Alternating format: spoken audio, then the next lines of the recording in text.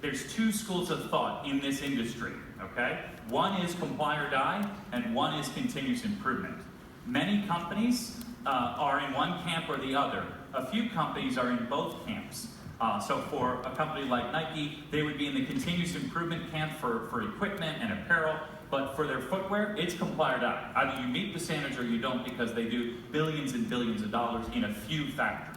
So they can demand it. But for many of us, 10% production, if you go comply or die, you're just going to lead to all the challenges that Christoph mentioned there. That's leading to a lot of challenges with the indicting of auditing. So in conversations like this, everyone talks about, well, auditing should end.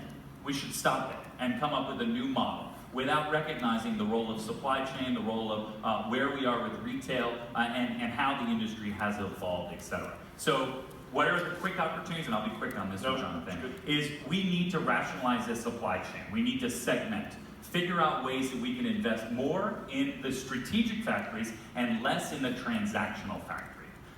Sharing platforms like what BSEI doing at SEDEX, they are maturing over the last couple of years. That's good, and it's giving people more confidence and trust as they improve their efforts to do better quality. We're going to see ultimately more confidence. But that won't happen without the professionalization of the auditing industry, including my firm and his firm and many others that are here.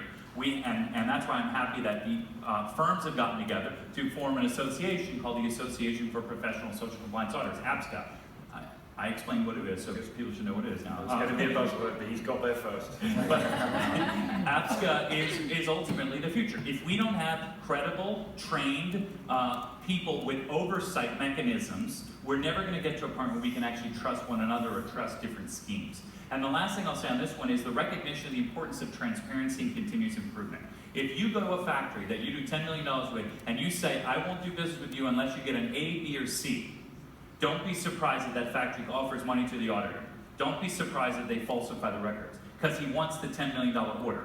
So that drives some of the problems. So sometimes companies need to take a transparency orientation, and then let's work together to engage to address some of those issues.